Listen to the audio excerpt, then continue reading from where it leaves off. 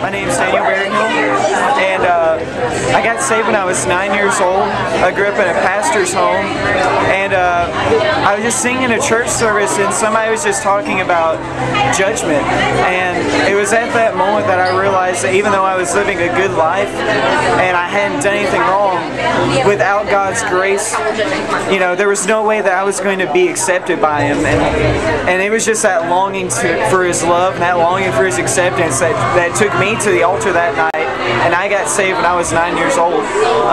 Later on in my Christian walk, around the time when I first went to college, around 19 or 20, I've been faithfully serving the Lord for 10 years, but I was dealing with a lot of self-image issues and a lot of confidence issues, feeling that I was crap, that I was worthless, that God was constantly still judging me, even though, you know, I'm supposed to be, you know, accepted. I was still dealing with all these acceptance issues. And so the Lord began to deal with me, and I remember Him saying one morning early in prayer, "Son, you're beautiful, and never let anyone tell you different. I'm so proud of you."